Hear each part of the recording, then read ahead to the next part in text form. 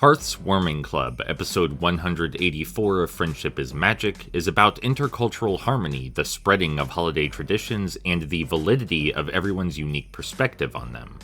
The episode starts with 6 friendly students of different backgrounds chilling out in the school lounge and discussing the pony-centric holiday of Hearth's Warming Eve. Naturally, each of them has a different opinion on the festivities. Sandbar, the Earth Pony, has a very traditional family and traditional Hearth's Warming experience. He sings carols, spreads cheer, exchanges gifts, all that stuff. His joy for the season is infectious, but isn't necessarily shared by those around him. Ocellus, the Changeling, also celebrates Hearth's Warming, but her society places their own spin on its familiar features. They put the tree up by hanging it upside down. They literally dive into a bucket of holiday punch, and they exchange gifts by passing wrapped presents around without ever opening them. Sandbar brings up that this is, well, unusual, and not quite a traditionalist perspective, but Ocellus argues that it's no less valid. Every society has their unique culture, and when our traditions interact with that culture, the concepts evolve to fit their new environment. Ocellus's way of doing things isn't any worse, and it's just as wholesome. We must accept that our traditions are subject to interpretation, and what is now uniquely ours will someday be altered to suit the needs of others.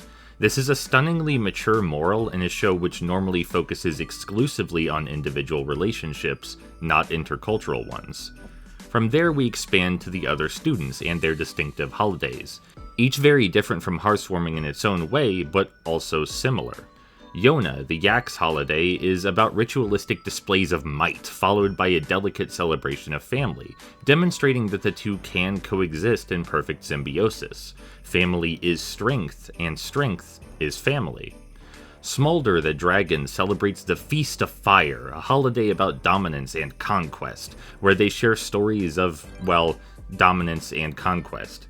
It might seem cruel and wicked, but dragons bond over exposing and exploiting vulnerability. It helps them assert their place in the world, lest it be stolen by others.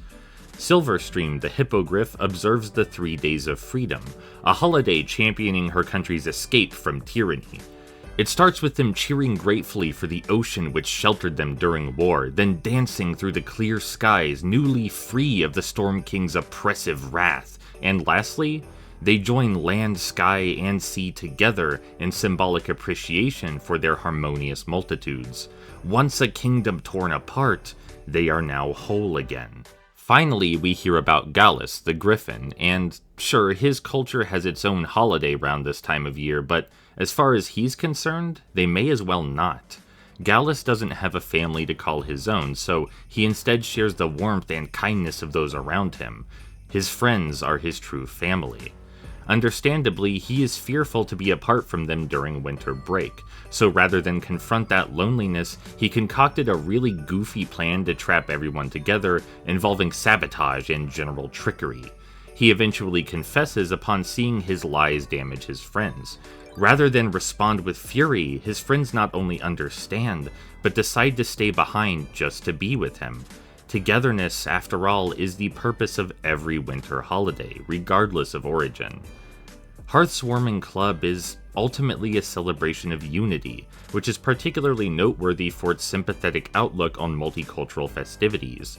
It shows us that everyone loves differently, laughs differently, and expresses themselves in alien ways, but that only makes us stronger together.